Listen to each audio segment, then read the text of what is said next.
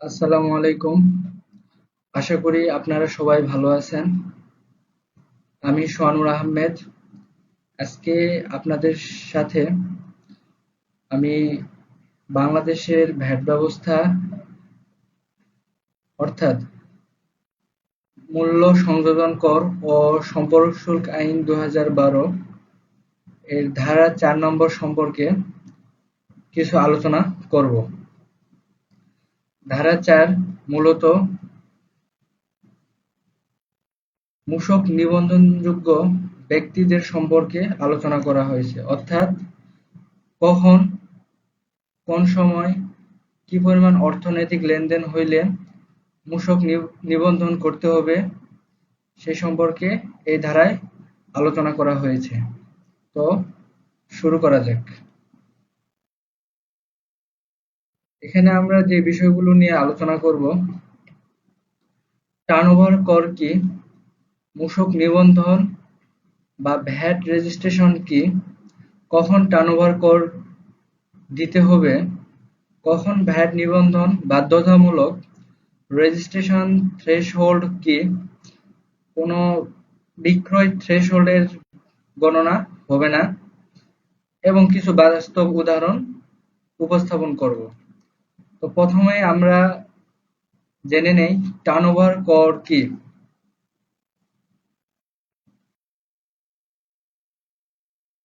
Turnover কর হচ্ছে turnover কর হলো এমন একটি কর যা ভ্যাট নিবন্ধনের সীমার নিচে কিন্তু নির্ধারিত সীমার মধ্যে থাকা ব্যবসায়ী প্রতিষ্ঠানকে তাদের মোট করযোগ্য বিক্রয়ের উপর নির্দিষ্ট হারে কর প্রদান করতে হবে। অর্থাৎ টার্নওভার কর বলতে যে বিষয়টা আমরা এখানে বুঝতে পারলাম, টার্নওভার টার্নওভার এটা আপনার ধারা ২ এর ৪২ নম্বর দফাতে টার্নওভার বলতে সাধারণত একটি নির্দিষ্ট সময়ের অর্থনৈতিক কর্মকাণ্ডকে বোঝানো হয়। আর টার্নওভার কর বলতে একটা নির্দিষ্ট সীমা অতিক্রম করার পর যখন ভ্যাটের আওতায় আসতে হয় বা নির্দিষ্ট পরিমাণ ভ্যাট প্রদান করতে হবে। বর্তমানে বাংলাদেশে টার্নওভার ভ্যাট হার ৪%। সহজ ভাষায় ছোট ও মাঝারি ব্যবসায়কে পূর্ণ ভ্যাট ব্যবস্থায় না এনে সহজ পদ্ধতিতে কর আদায় করাই টার্নওভার ট্যাক্সের মূল উদ্দেশ্য।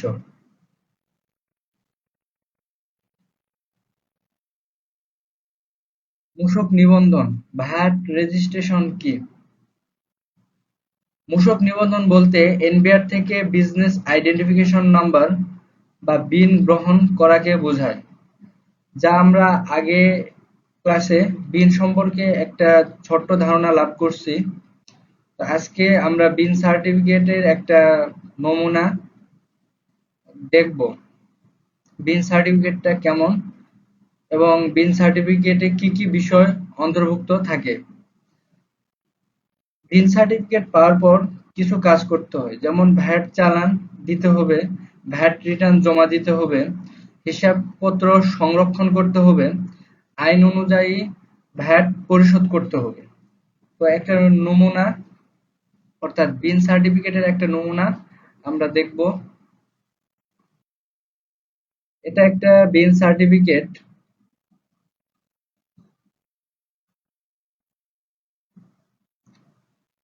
একটা নমুনা দেখানো হলো বিন সার্টিফিকেট কেমন। সাধারণত বিন সার্টিফিকেট মূসক 2.3, যেটা আমরা প্রথমে করযোগ্য টার্নওভার সীমা অতিক্রম করার পর বিন নাম্বার নেয়া বা বিন সার্টিফিকেট নেয়ার জন্য মূসক 2.1 এর মাধ্যমে অনলাইনে আমরা এনবিআর এ আবেদন করি। আবেদনের প্রেক্ষিতে সকল তথ্য যাচাই বাছাই করে এনবিআর কর্তৃক আমাদের একটা বিন সার্টিফিকেট বা বিন নাম্বার সংযুক্ত একটা সার্টিফিকেট প্রদান করে, যেটা হলো মূসক 2.3, যেটা মূলত একটা ব্যবসা কি ধরনের ব্যবসা পরিচালনা করবে বা কোন ধরনের অর্থনৈতিক কর্মকাণ্ড গ্রহণ করবে সেই সম্পর্কে এখানে উল্লেখ থাকে। তো এখানে যেটা দেওয়া আছে, যেমন এটা কাস্টম এক্সারসাইজ ও VAT commissionerate Comilla, value added tax registration certificate. এখানে বিন নাম্বারটা দেওয়া ছিল, যাই হোক গোপনীয়তার সাথে এটা প্রকাশ করা হয় নাই। এখানে একটা বিন সার্টিফিকেট থাকবে যেটা 13 ডিজিট, 13 ডিজিটের একটা বিন নাম্বার থাকবে, যেটা প্রত্যেকটা ব্যবসায়ীদের ইন্ডিভিজুয়াল বা আলাদাভাবে চিহ্নিত করার জন্য প্রদান করা হয়। এখানে নেম অফ এন্টিটি বা প্রতিষ্ঠানের নাম থাকবে, যে প্রতিষ্ঠানের নামে বিন সার্টিফিকেট নেওয়া হবে তার নাম থাকবে এখানে। ট্রেডিং ব্র্যান্ড নেম, যদি সেই প্রতিষ্ঠানের কোনো ট্রেডিং ব্র্যান্ড নেম থাকে সেটা এখানে উল্লেখ করতে হবে। ওল্ড বিন, যদি আগে কোনো বিন নাম্বার থেকে থাকে সেই বিল নাম্বারটা এখানে শো করবে। ই-টিন, টিন নাম্বার 12 ডিজিটের একটি টিন নাম্বার এখানে শো করবে। অ্যাড্রেস, আপনার প্রতিষ্ঠান যেখানে, আপনার উৎপাদনকারী প্রতিষ্ঠান বা ব্যবসায়ী প্রতিষ্ঠান যেখানে অবস্থান করবে সেই ঠিকানা এখানে থাকবে। ইস্যু ডেট থাকবে, কবে এটা ইস্যু করা হবে সেই ডেট থাকবে। টাইপ অফ ওনারশিপ, মানে এটা কোন ধরনের ব্যবসায়ী, এক মালিকানা, লিমিটেড, তারপরে যৌথ। এটা যেমন প্রাইভেট লিমিটেড, মানে প্রাইভেট লিমিটেড, এটা হলো এক মালিকানা একটা ব্যবসা প্রতিষ্ঠান।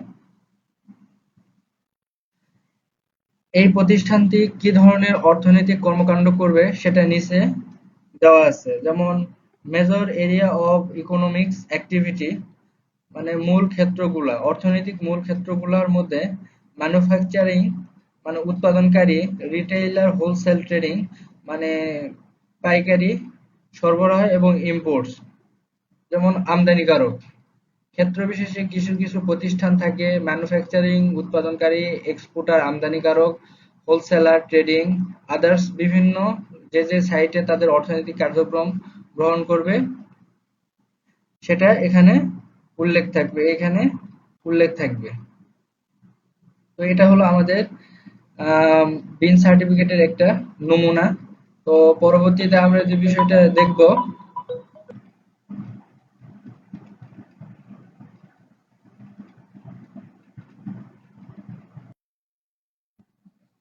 কখন টার্নওভার ট্যাক্স দিতে হবে। যদি কোনো প্রতিষ্ঠানের বার্ষিক টার্নওভার 50 লক্ষ টাকার বেশি কিন্তু 3 কোটি টাকার মধ্যে হয় তখন তাকে টার্নওভার ট্যাক্সের আওতায় আসবে। সাধারণত কোনো ব্যবসা প্রতিষ্ঠান শুরু করার পরবর্তী 12 মাসের মধ্যে যদি 50 লাখ টাকার অধিক মানে অর্থনৈতিক কার্যক্রম হয় বা লেনদেন হয় তখন টার্নওভার ট্যাক্সের আওতায় আসবে, সর্বোচ্চ সীমা 3 কোটি টাকার নিচে।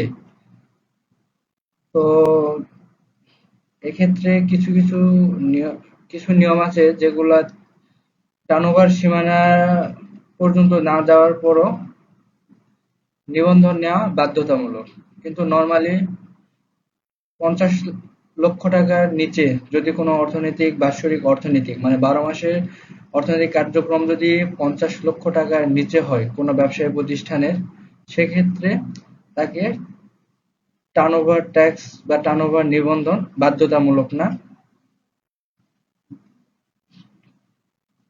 তো এখানে আরেকটা উদাহরণ আছে, যেমন এবিসি ট্রেডার্স এর বার্ষিক বিক্রয় 1,20,00,000 টাকা, এটি 50 লক্ষ থেকে 3 কোটি টাকার মধ্যে, সুতরাং প্রতিষ্ঠানটি 4% হারে টার্নওভার ট্যাক্স প্রদান করবে।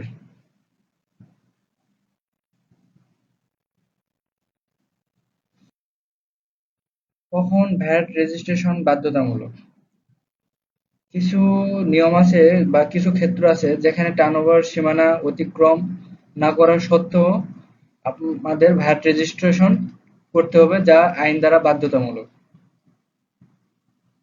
যেমন যদি কোনো প্রতিষ্ঠানের বার্ষিক টার্নওভার 3 কোটি টাকার বেশি হয়, যদি কোনো প্রতিষ্ঠানে বার্ষিক মানে 12 মাসের পর বা 12 মাসের মধ্যে 3 কোটি টাকার উপর যদি অর্থনৈতিক লেনদেন বা কার্যক্রম হয় তখন তাকে ভ্যাট রেজিস্ট্রেশন নিতে হবে। উদাহরণ, XY লিমিটেড বার্ষিক বিক্রয় 4,80,00,000 টাকা। তাই প্রতিষ্ঠানটি অবশ্যই ভ্যাট নিবন্ধন নিতে হবে, যা আইনের মাধ্যমে বাধ্যতামূলক করা হয়েছে। এক্ষেত্রে বিনের জন্য আবেদন করতে হবে, বিন সার্টিফিকেট নিতে হবে, তারপরে ভ্যাট রিটার্ন দাখিল করতে হবে।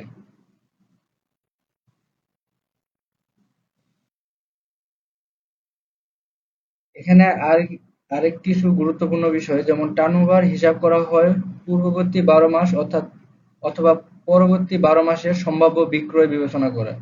অর্থাৎ কোনো ব্যবসা প্রতিষ্ঠান শুরু করার পরবর্তী হিসাব কার্যক্রম সম্পন্ন করার পর যদি 50 লক্ষ টাকার অধিক হয় তাহলে টার্নওভার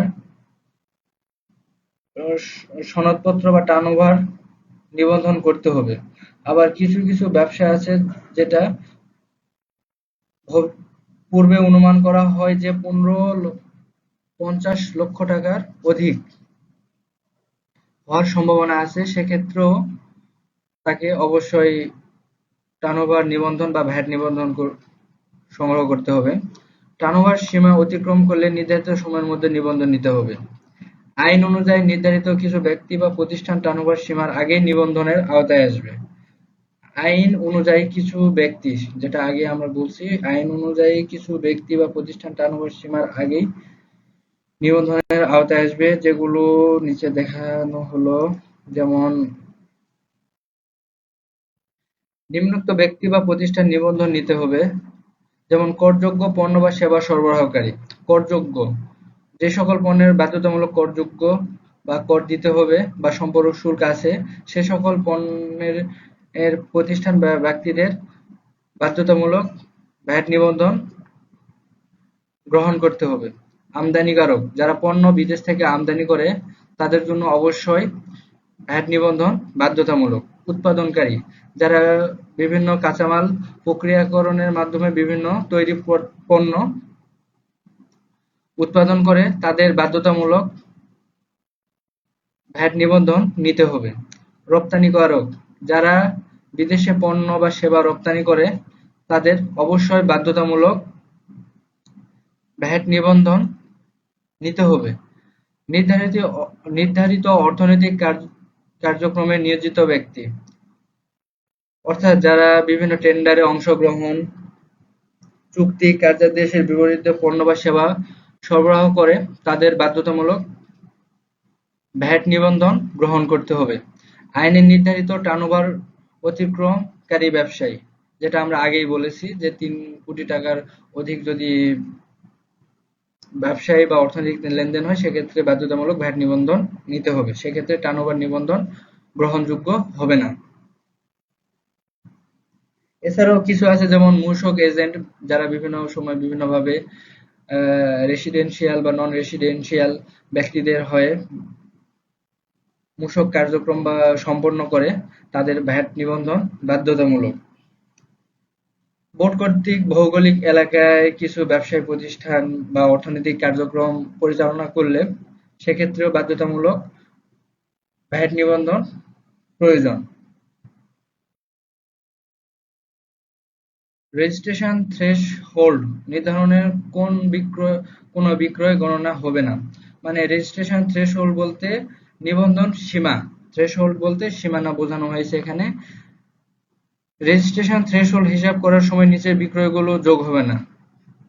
মানে যে বিক্রয়গুলো বাৎসরিক টার্নওভারে প্রভাব ফেলবে না সেগুলো এখানে বোঝানো হয়েছে। যেমন এক্সাম্পটেড সাপ্লাই, মানে অব্যাহতিপ্রাপ্ত পণ্য বা সেবা বিক্রয়। এই অব্যাহতিপ্রাপ্ত পণ্য বা সেবা সম্পর্কে আমরা আলোচনা করছি, যেগুলো হলো এসআরওর মাধ্যমে অব্যাহতি দেওয়া আছে এবং ফার্স্ট শিডিউলের অন্তর্ভুক্ত পণ্য বা সেবা সামগ্রী সাধারণত এক্সাম্পটেড, যেগুলো যদি বাৎসরিক 50 লক্ষ টাকার অধিকও লেনদেন অর্থনৈতিক লেনদেন করা হয় সেক্ষেত্রে আপনার টার্নওভার নিবন্ধন বা ভ্যাট নিবন্ধন গ্রহণযোগ্য না। যেমন ডাল, চাল, ধান, পাট, মুদি আইটেম, বিভিন্ন নিত্য প্রয়োজনীয় আইটেমের ক্ষেত্রে সাধারণত এক্সামটেড সাপ্লাই হিসেবে চিহ্নিত করা হয়, যা 50 লক্ষ টাকার অধিক লেনদেন করলেও টার্নওভার ট্যাক্স বা ভ্যাট নিবন্ধন গ্রহণ করতে হবে না। ক্যাপিটাল অ্যাসেট বিক্রয়, ব্যবসায় মূলধন সম্পদ বিক্রয়।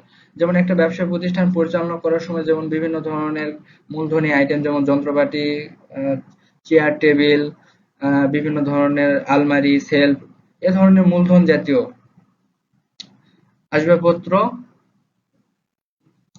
বিক্রয় করলে যদি 50 লক্ষ টাকার অধিক হয়, সেগুলো টার্নওভার ট্যাক্স নিবন্ধনে বা টার্নওভার কর নির্ধারণের সময় অন্তর্ভুক্ত হবে না। ব্যবসা বা ব্যবসার অংশ বিক্রয়, সম্পূর্ণ বা আংশিক ব্যবসা হস্তান্তর। অনেক সময় ব্যবসায় প্রয়োজনে বা বিভিন্ন প্রয়োজনে ব্যবসায় কিছু অংশ লিজ বা বিক্রয় করে দেওয়া হয়। সেক্ষেত্রে যদি তা 50 লক্ষ টাকার অধিক বা যে পরিমাণই বিক্রয় করা হোক না কেন, তা টার্নওভার কর নির্ধারণের সময় সেখানে অন্তর্ভুক্ত হবে না। ব্যবসা স্থায়ীভাবে বন্ধের কারণে বিক্রয়। অনেক ব্যবসায় প্রতিষ্ঠান আছে বিভিন্ন সময় লোকসান বা বিভিন্ন কারণে অর্থনৈতিক সংকটে মালিক কর্তৃক বিক্রয় করে দেওয়া হয়। যদি এই বিক্রয়ের অর্থ এটা টার্নওভার কর বা ভ্যাট নিবন্ধনের ক্ষেত্রে কোনো প্রভাব ফেলায় না, মানে এটা টার্নওভার কর নির্ধারণের সময় অন্তর্ভুক্ত হবে না।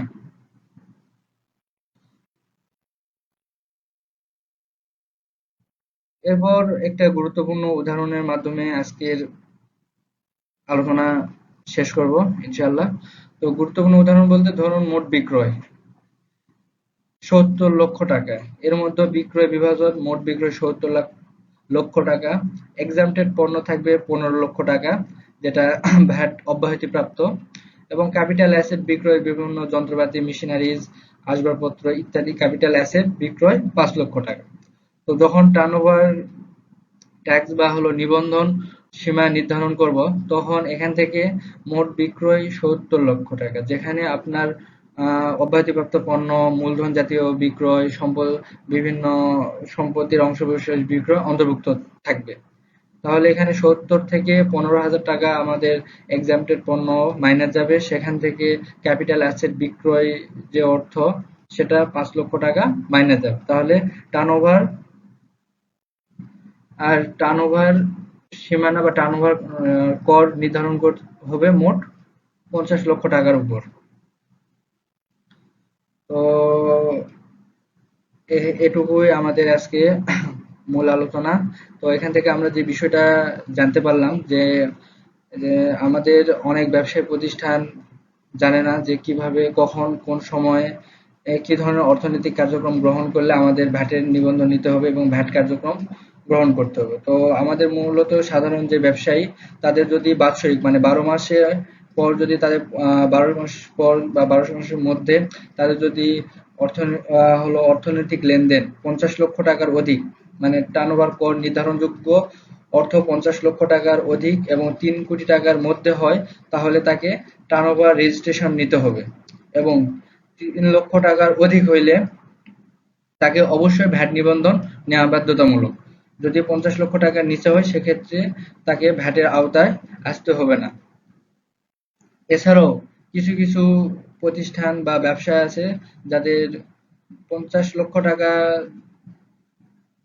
টার্নওভার না হইলেও তাদের অবশ্যই ভ্যাট নিবন্ধন নেওয়া বাধ্যতামূলক। তার মধ্যে আমরা জানলাম যারা উৎপাদনকারী, করযোগ্য পণ্য বা সেবা সরবরাহ করে, বিভিন্ন পণ্য বিদেশ থেকে আমদানি করে এবং দেশ থেকে বিভিন্ন পণ্য বা সেবা রপ্তানি করে, তারপরে যারা মূসক পরামর্শক বা মূসক এজেন্ট, তারপরে যারা বিভিন্ন টেন্ডার এ অংশগ্রহণ, তারপর চুক্তি ও কার্যাদেশ সম্পন্ন করে, তাদের জন্য ভ্যাট নিবন্ধন অত্যন্ত গুরুত্বপূর্ণ। ভ্যাট নিবন্ধন নেওয়া বাধ্যতামূলক। তো আশা করি এখানে থেকে আমরা অল্প কিছু হলেও ধারণা লাভ করলাম। তো আজকে এখানেই শেষ। সবাই ভালো থাকবেন। আল্লাহ হাফেজ। আসসালামু আলাইকুম।